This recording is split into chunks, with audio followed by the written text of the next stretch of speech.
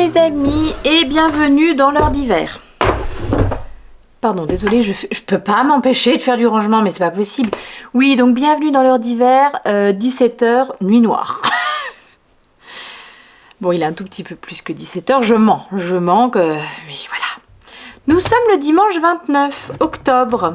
Et donc si par hasard vous n'avez pas eu l'info, ou si vous habitez dans une autre partie du monde où on ne passe pas à l'heure d'hiver, bien voilà, on a changé d'heure aujourd'hui, donc reculer nos horloges d'une heure. Donc on se lève le matin, il fait jour, mais le soir, bing bang, c'est vraiment l'heure. C'est compliqué, c'est compliqué. Bon, on va pas faire 3 heures sur l'heure d'hiver, je ne sais pas comment c'est négocié chez vous, mais vous voyez qu'ici cette personne n'apprécie pas trop. J'ai aimé avoir 1 heure en plus ce matin, là j'avoue quand même. C'est-à-dire que, oui, on avait des choses qui étaient prévues dans la journée, et en se levant, et hop, il était 1 heure plus tôt, et ben ça m'a permis d'avoir une petite heure de tricot supplémentaire que j'ai passée. À rentrer les fils de ma Cumulus blouse. Elle est désormais lavée, elle est au blocage. À rentrer les fils sur la première jambière cœur pour la petite. Pareil, laver, cours de blocage. À tricoter sur ma petite paire de chaussettes. Alors, la première est désormais terminée. J'ai fait le grafting là ce matin. Et la deuxième a été commencée dans la foulée et déjà bien avancée. Cet après-midi, j'ai vu mes copines cet après-midi. On s'est retrouvées chez l'une d'entre nous. Et puis voilà, c'est vraiment le petit tricot idéal à faire en même temps qu'on discute, etc. J'ai choisi de faire finalement des chaussettes pareilles. Donc au final, elles ne seront pas exactement pareilles parce que le fil fait qu'il y a quand même des petites variations et tout ça, mais elles seront quand même bien semblables. Donc voilà, ça c'est ce sur quoi j'ai travaillé. Ah, dernière chose sur laquelle j'ai travaillé. Vous allez voir. Hein. J'ai voulu débuter l'échantillon pour mon futur pull Hans and Floral, et par contre ça fait un moment que je ne vous l'ai pas montré, en photo, donc je vais le faire tout de suite parce que ça vous permettra de vous rendre un petit peu mieux compte. Voilà, c'est ce modèle là.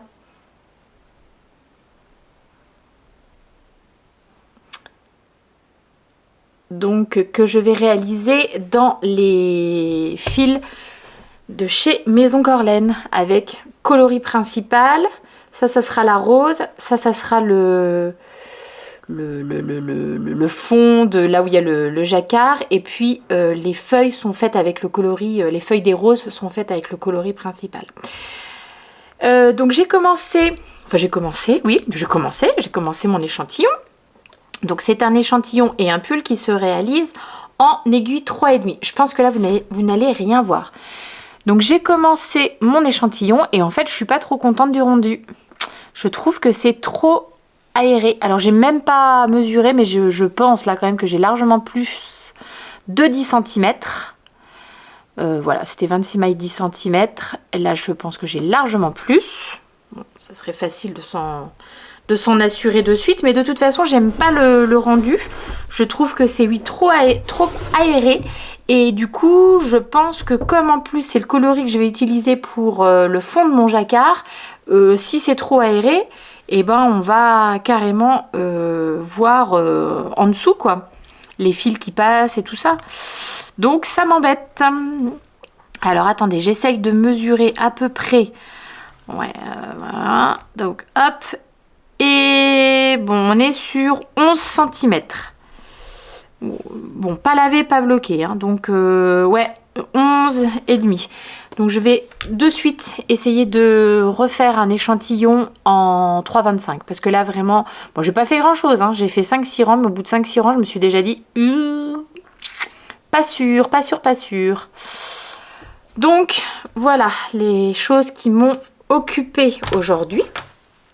J'ai pas avancé sur ma petite mitaine, je pense que c'est le truc que je vais faire là ce soir. je vais pas retoucher, je vais pas refaire mon échantillon là dans la foulée, ça me... Voilà. J'ai regardé un tout petit peu le patron. Je vais le regarder un petit peu mieux parce que je vois que pour la taille que a priori je pense faire, c'est-à-dire la 3e taille, et ça doit être 101 cm de tour de poitrine, ce qui serait donc trop grand pour moi. Mais sinon c'est 93 cm et là ça serait trop petit. Ceci dit, si je passe en aiguille 3,25, peut-être que, on verra. Donc pour la 3e taille, on recommande, le patron recommande un peu plus de 1000 mètres de fil. Or, de fil de la couleur principale.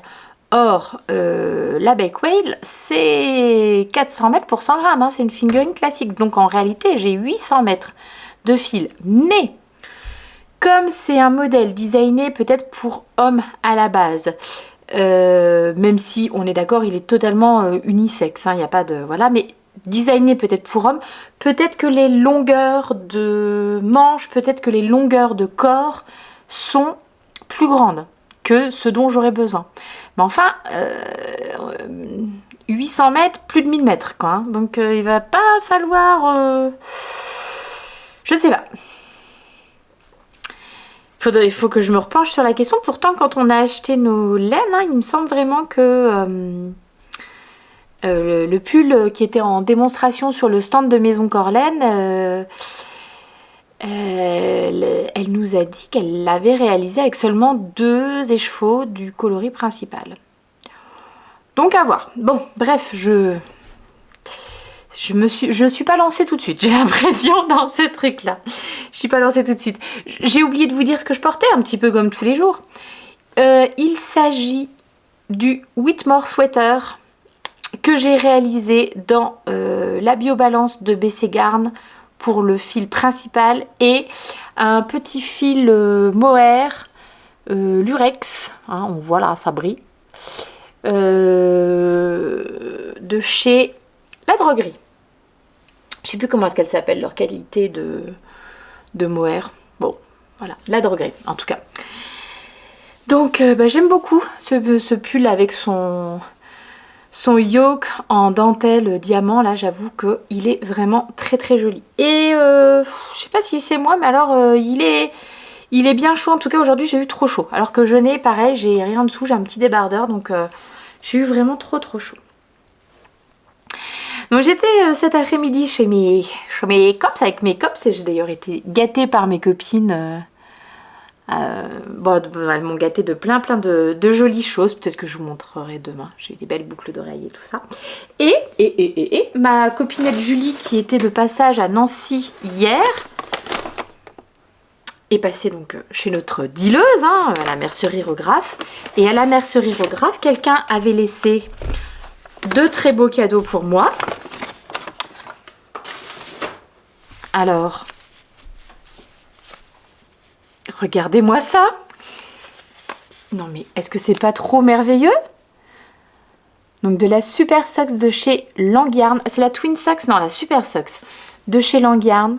Alors, moi, je craque total sur ce coloris-là. Donc, vous voyez, c'est une laine autorayante. Vraiment trop belle. Je suis fan de ce coloris. Et puis, c'est des couleurs de bibiche, hein, c'est-à-dire que là, on est sur du petit rose, du rose fuchsia, du gris. C'est marrant parce qu'elles vont, on se disait avec les filles, elles vont très bien avec mes nouvelles boucles d'oreilles que ma copinette Julie m'a ramenées de ses vacances. Donc, ouais, là, je vais me régaler. Et comme si ça ne suffisait pas, autre cadeau. Non mais franchement, moi je suis trop gâtée. Alors, je sais pas pareil si je peux dire les noms et tout ça. Comme je sais, on m'a demandé récemment, il y a quelqu'un qui m'a envoyé un cadeau et qui m'a dit qu'elle ne souhaitait pas que je donne son nom. Donc voilà. Là c'est vrai que comme je ne pense pas à demander dans le cadre des vlogs et tout, je vais juste dire le prénom. C'est Christelle qui m'a fait ce beau cadeau, l'Hélène. Et puis donc ce livre, alors qui est un livre édité par Langyarn et les éditions Marie-Claire. Alors, je pense que c'est les éditions Marie-Claire et je pense que en collaboration avec Langyarn, j'imagine qu'ils ont fourni la laine pour réaliser 20 projets de chaussettes.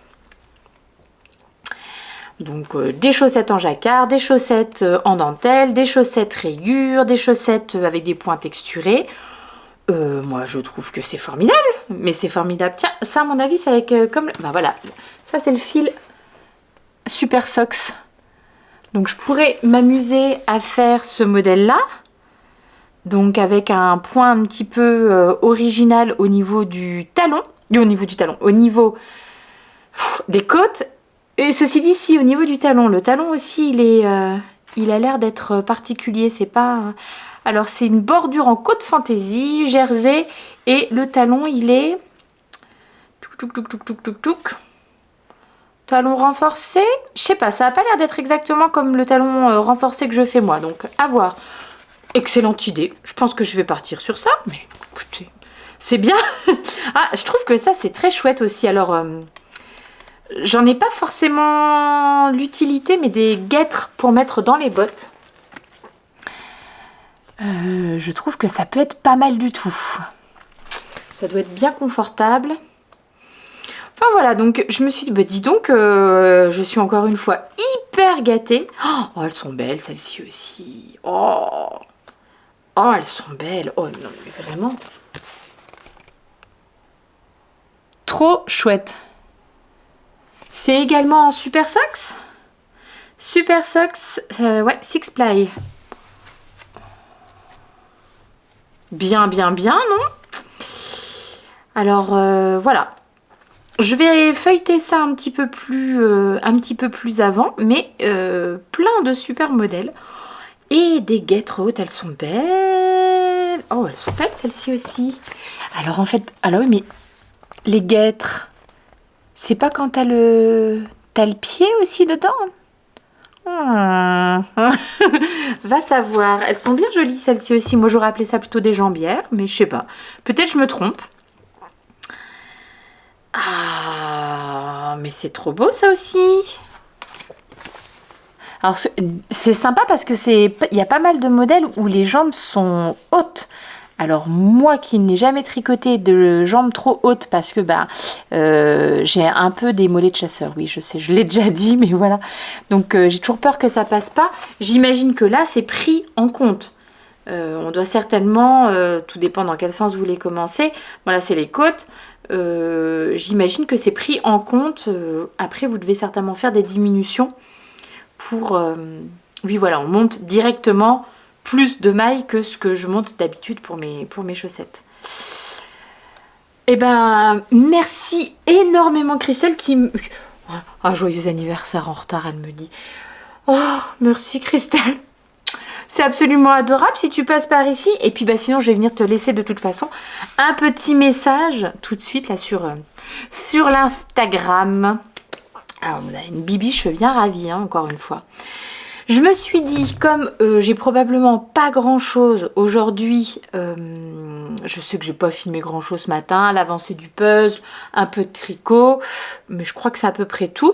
Aujourd'hui, moi j'ai juste profité de mes copines et c'est mon mari qui a fait le petit crumble. Là, je rentre ce soir, ça sent hyper bon, il est en train de préparer la soupe. Au top, cet homme-là, au top. Je me suis donc dit qu'aujourd'hui, j'allais vous faire la FAQ des questions que j'ai reçues sur Instagram. Et demain, je ferai la FAQ des questions que j'ai reçues sur YouTube. Les mots. Donc, commençons tout de suite. Alors, ne commençons pas. La première des questions que j'ai reçues sur Instagram, c'était Chabidou. Chabidou, à qui je fais de gros bisous, mais qui m'a posé une question à laquelle je ne peux pas répondre. Et une question beaucoup trop gentille. Je t'adore, ma petite Laure. Je te fais des gros bisous. Alors, des aiguilles aventurières me demandent, coucou, quel est le projet tricot non fait qui serait le Graal en termes d'objet fini pour toi?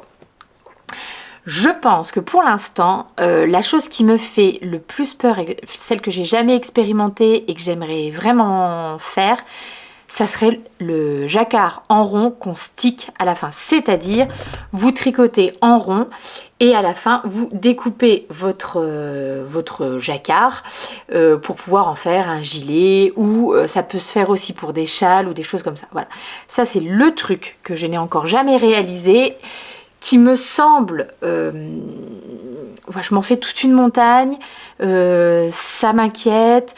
Du coup, je retarde éventuellement le moment de se lancer dans un projet qui comporterait un stick. Et le jour où je le fais, je pense que je me dirai, eh ben, ça c'était mon Graal à moi, mon Everest à moi. Il y a Clé Crochet. Ah, vous savez quoi, j'ai un reflet. Alors, mes lunettes sont dégueulasse. Il n'y a pas d'autre mot. Il n'y a vraiment pas d'autre mot. Du coup, j'ai un reflet dessus avec la lampe. J'arrive même pas à voir mon écran. Est-ce qu'un jour, tu aimerais faire des designs? Je vous en ai parlé dans le Vlogtober d'hier en vous montrant ma magnifique réalisation à l'atelier tissage. Bon, vraiment, j'espère pour vous que jamais je ne réaliserai de design parce que voilà. Non, je suis la personne parfaite pour suivre des recettes, mais je ne suis pas la personne parfaite pour créer des recettes. C'est comme ça, c'est pas grave, il suffit de le savoir. J'ai beaucoup de mal avec l'improvisation, notamment pour les tutos et tout. Je m'y lance, enfin je m'y hasarde un petit peu de temps en temps maintenant, mais vraiment petit, hein, à mon échelle. Donc voilà, je pense pas les designs, ou alors il faudrait que ça soit un design de chaussettes vraiment...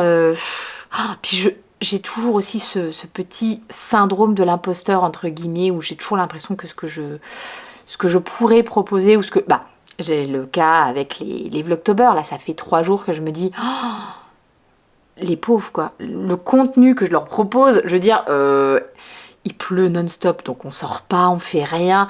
J'avais prévu de faire des trucs au jardin, creuser les citrouilles, les machins. Rien, parce que... la motivation, c'est 0. Et donc, j'arrête pas de me dire « Oh là là, mais les pauvres, ils vont trouver que c'est nul ce que je leur propose, etc. » Donc, je pense que si je sortais un design, ça serait la même chose. J'en dormirais pas pendant des jours, je serais tout le temps en train de me dire « Bon. » Donc, pour l'instant, c'est pas vraiment pour moi. Il y a Aiguille Création qui me dit « J'organise les 24 heures tricot en Anjou le 14 et 15 septembre 2024. Je serais ravie si tu pouvais y participer. » Donc, en gros, est-ce que je pourrais venir l'année prochaine? Alors, j'adorerais, hein, dans l'idéal, pouvoir aller me faire un petit peu tous les salons de France et de Navarre. Malheureusement, il y a 3 enfants à la maison. Les week-ends, j'avoue qu'ils sont plutôt passés à les emmener à leurs activités diverses et variées. Donc au final, les salons ou les choses que je fais, c'est des choses qui sont proches géographiquement de chez moi, c'est-à-dire en Moselle, en Alsace, voilà. Il faut que ça soit pas trop loin parce que tout simplement, la vie de famille fait que je peux pas encore me déplacer, enfin je peux pas encore. Je sais pas si je le ferai... Si, ça sera probablement plus facile quand les enfants seront plus grands, etc. Mais pour l'instant, voilà, je fais des choses qui sont dans ma région. Mais donc, notez, si vous êtes vous en Anjou, 14-15 septembre 2024. Voilà. Merci à tous ceux qui me disent juste, pas de questions, mais juste des merci pour toutes les vidéos. Vous êtes des amours. Il y a Claire Mini Sushi qui me dit Team Dean ou Team Xaden? C'est mon roman, c'est Claire, c'est ma copine Claire, celle, vous savez, qui me fait des petites... elle fait les lectures et elle me dit « Ah, ça c'est vachement bien » et après je lis. Alors ça c'est mon roman, c'est Force Wing. Claire, le fait que tu poses cette question, c'est presque une insulte, j'ai l'impression. Qui aurait envie du garçon beau, intelligent, gentil avec toi, qui n'a pas de problème, etc., stable dans sa vie, alors qu'elle pourrait avoir le garçon, beau et ténébreux aussi, qui souhaite ta mort? J'ai envie de te dire, est-ce que... la réponse, elle est vite répondue quand même. Donc effectivement, je suis team Xaden, bien entendu. Dans la vraie vie, non. Hein, la raison me pousserait quand même à aller vers quelqu'un de non problématique. Mais dans mon roman de fantasy, je suis désolée. Non, on a envie Bon, il a souffert, il a beaucoup souffert, il a des excuses.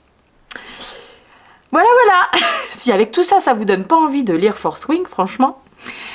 Il y a Marie-V 1048 qui me dit: bonjour Céline, parmi tous les pulls que tu as tricotés, lequel préfères-tu? La couleur, la laine, le point de modèle, enfin, peu importe.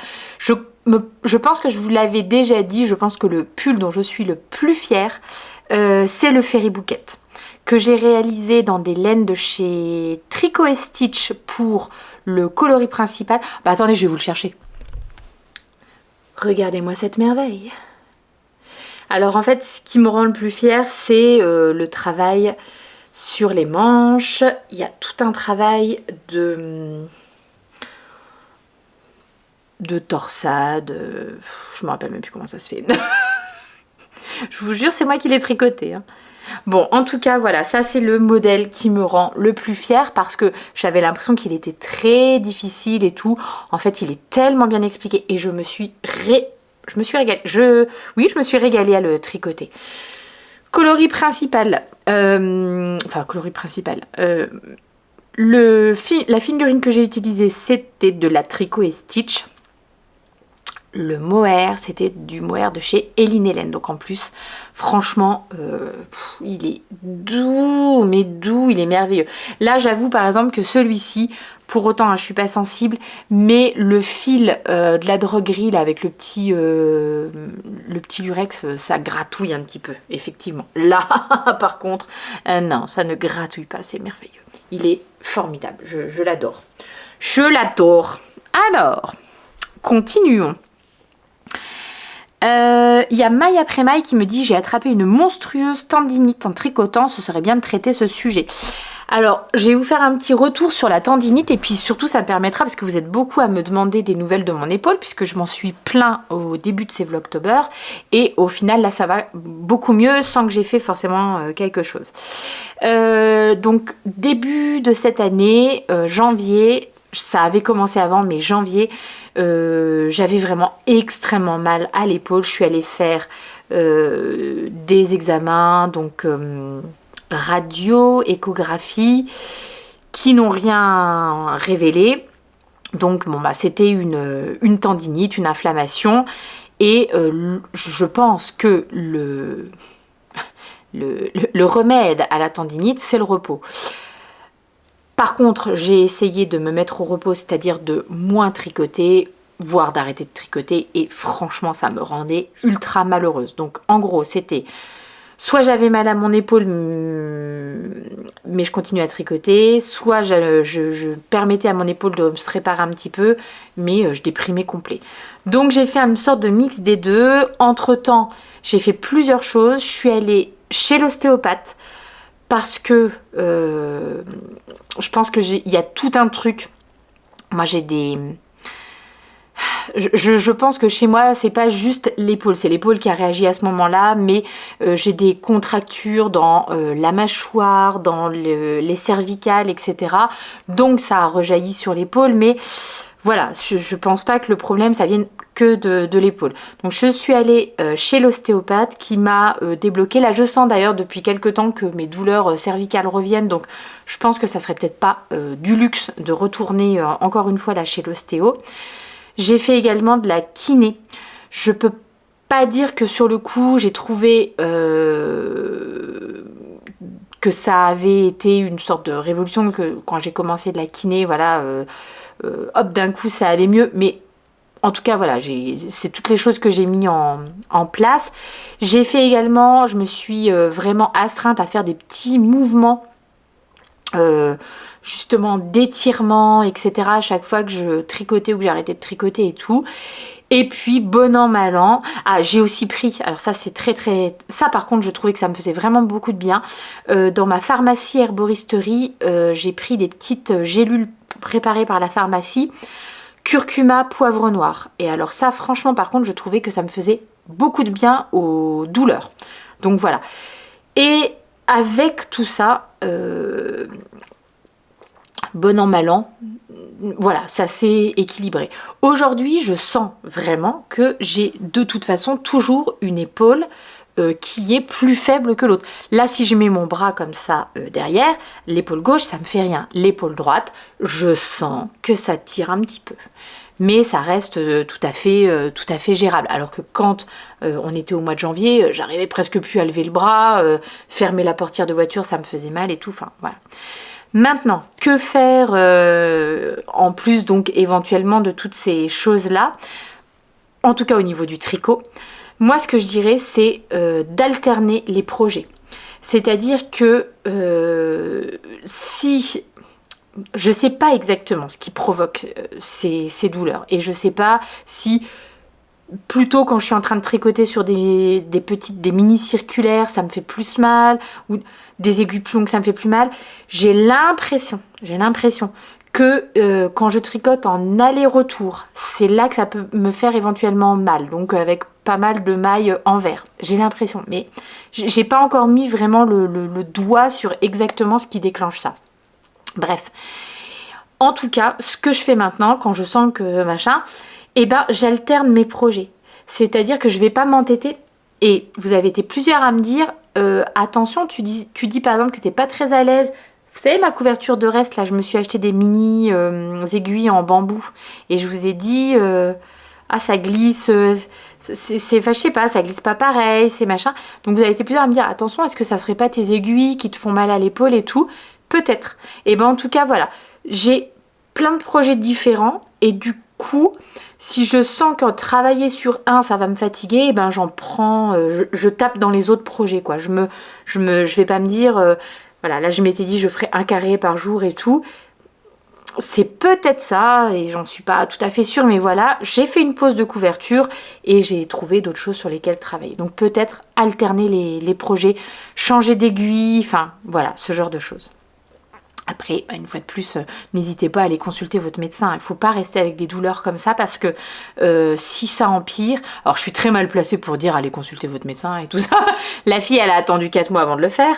Mais là, dans mon entourage, j'ai quelqu'un qui, du coup, a vraiment capsulite et je ne sais plus encore d'autres choses au niveau de l'épaule. Et là, c'est l'opération. Hein, donc, il faut quand même faire attention à notre santé. Vivi et Sylvie à l'envers me dit « Ta famille regarde-t-elle tes Vlogtober? Te propose-t-elle des idées de vidéos? Gâteau par exemple ?»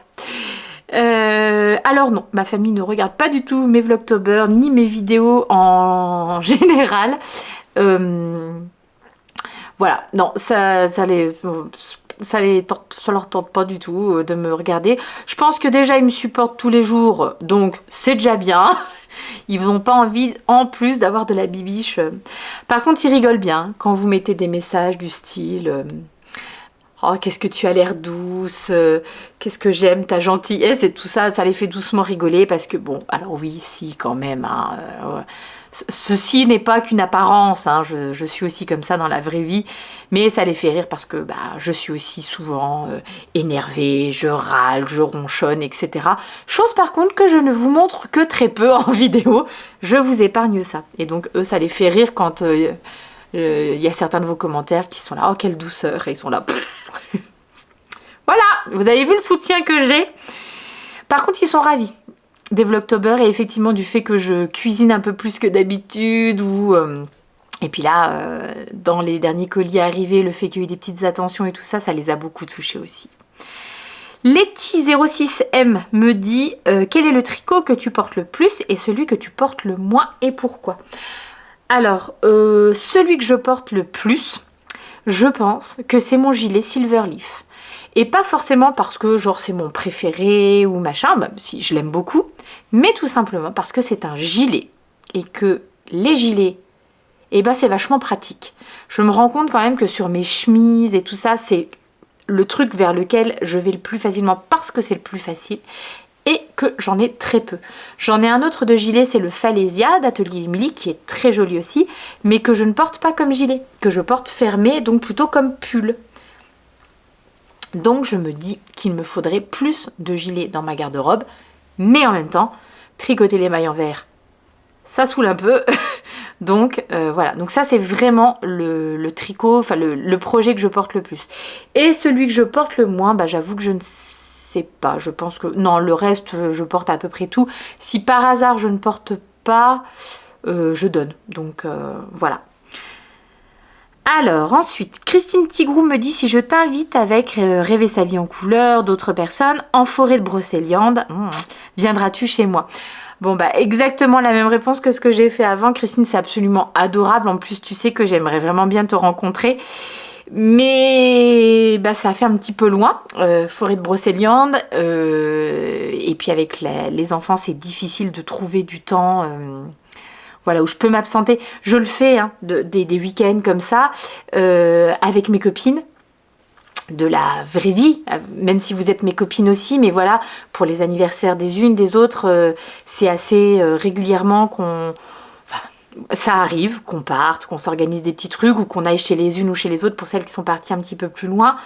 Donc déjà, c'est des choses que je fais pas toujours avec les enfants, mon mari, des fois avec, mais pas toujours. Donc rajouter encore des moments où je pars comme ça sera un petit peu compliqué. Manon D45 me dit « Je me demandais dans quel domaine tu avais étudié, ton parcours scolaire et tout ça. » Eh bien, j'ai fait des études d'anglais. J'ai une licence d'anglais et j'ai arrêté quand j'étais l'année de ma maîtrise. Je faisais une maîtrise sur l'immigration aux États-Unis au 19e siècle. Et j'ai commencé à travailler en parallèle. J'ai eu une opportunité dans le travail dans lequel j'étais. Et bah, du coup, voilà, j'ai préféré aller gagner de l'argent. Est-ce que je le regrette ou pas? Je ne sais pas. Oh non, je le regrette pas parce que c'était des années intéressantes et tout ça. Mais voilà, clairement, c'est sûr que j'aurais fait d'autres choses. Enfin, voilà, j'aurais bien aimé travailler dans la traduction. Oui, la traduction audiovisuelle même. Au fil et à mesure me dit quelle laine préférez-vous tricoter et quelles aiguilles? Alors la laine que je préfère tricoter, bah, disons plutôt celle que je tricote le plus, plutôt qu'une laine, je vais me dire une épaisseur de fil. Clairement ce que je tricote le plus c'est de la fingering, que ça soit dans les chaussettes. Finalement quand je fais des projets de pull, je me rends compte que c'est ce que je prends aussi, de la grosseur fingering. Donc au final, c'est vraiment ce vers quoi mon choix se porte généralement. J'achète assez peu de laine épaisseur DK. Donc voilà. Et puis en qualité de laine, bah, plutôt le mérino. Mais je suis pas fermée. J'aime beaucoup le BFL. Il y a plein d'autres choses que j'aime bien aussi. Mais on va dire que vraiment, la plus grosse partie de mon stock, c'est quand même ça. C'est de la fingering en mérino ou en mérino nylon. Les aiguilles, les aiguilles en tout cas, Xiaogu Forever. Je vous montre ça dans ma belle pochette. Oups là, de chez Bobine de Fil Aiguille. Voilà, moi je suis team Xiaogu en métal. Au fil et à mesure me dit bonjour Céline, j'aimerais savoir quel est votre teinturier préféré. Trop dur. Non mais trop dur cette question, c'est pas possible de répondre. Non, c'est pas possible de répondre parce que j'en ai trop. Par contre, ce que je peux dire, c'est que la teinturière qui est proche physiquement de chez moi et sur laquelle franchement je me retrouve parce que j'aime vraiment beaucoup les couleurs, les coloris qu'elle propose, c'est Hélène Hélène. Je pense que c'est la teinturière chez qui j'ai le plus acheté de laine. J'aime beaucoup son univers, j'aime beaucoup ses couleurs, donc voilà, l'un dans l'autre, c'est très bien qu'elle habite pas très loin et que je puisse la voir régulièrement, par exemple, au tricoté. Nounou2169 me dit à propos de la couverture de reste, combien de mailles, combien de grammes pour un carré, quelles aiguilles, etc. Alors, ma couverture de reste, je la tricote. Moi, toujours dans des laines fingering. Je la tricote en aiguille 3,5, il me semble. C'est dramatique. Ah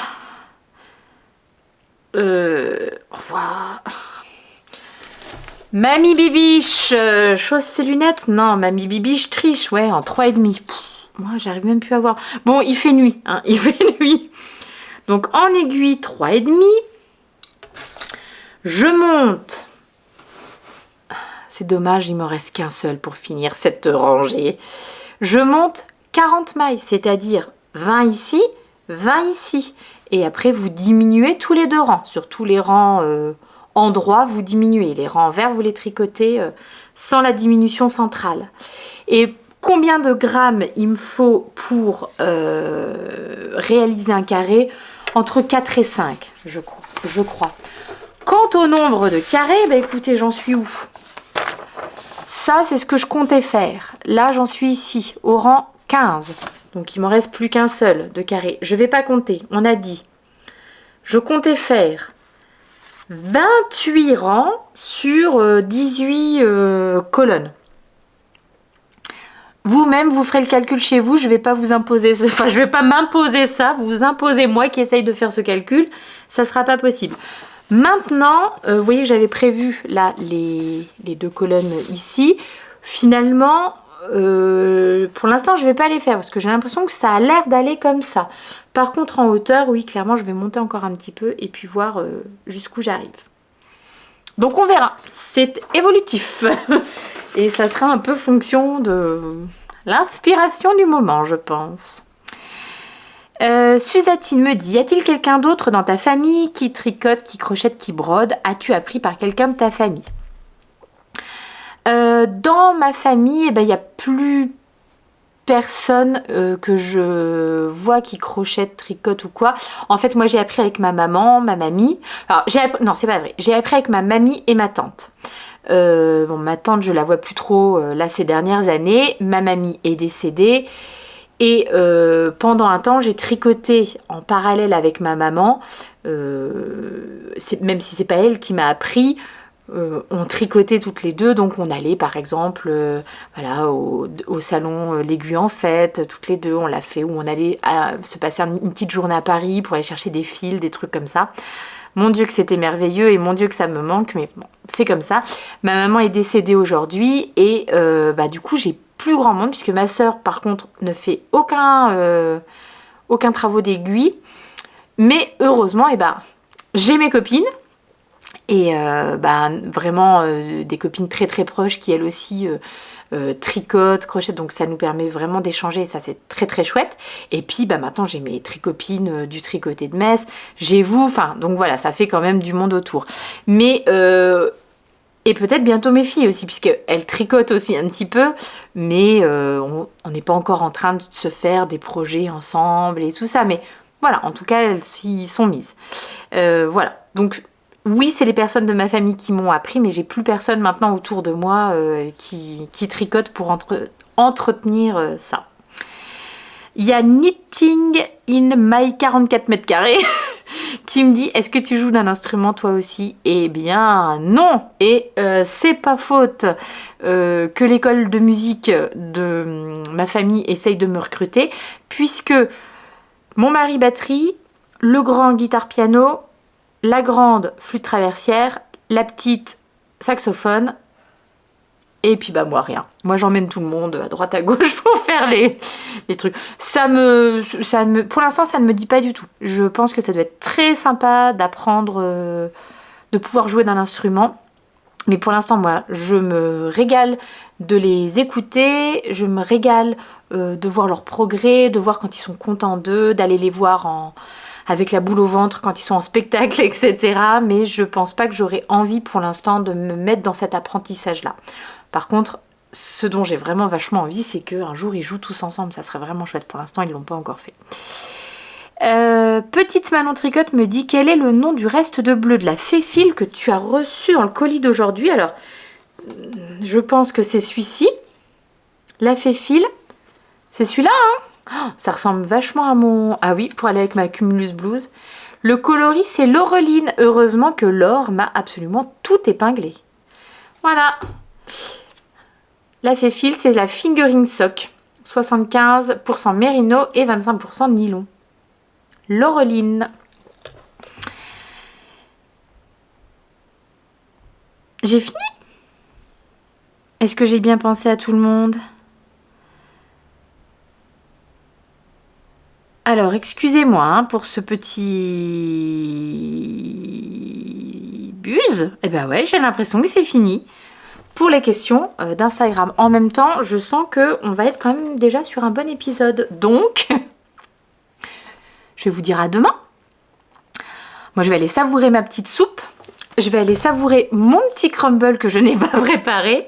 Et je vais aller nettoyer mes lunettes dégoûtantes. Hein? Oh là là là là. Je vous embrasse fort fort. Merci pour tous vos messages. Merci d'être toujours là. Est-ce que ça se sent que cette personne a passé l'après-midi avec ses copines et que bah, ça fait du bien de passer l'après-midi avec ses copines? Franchement, c'est vraiment... Les copines, c'est la vie. Comme l'ail et comme plein d'autres choses. Je raconte n'importe quoi. Allez, je vous laisse. Je vous fais des gros bisous. Mouah, à demain. Ciao, ciao!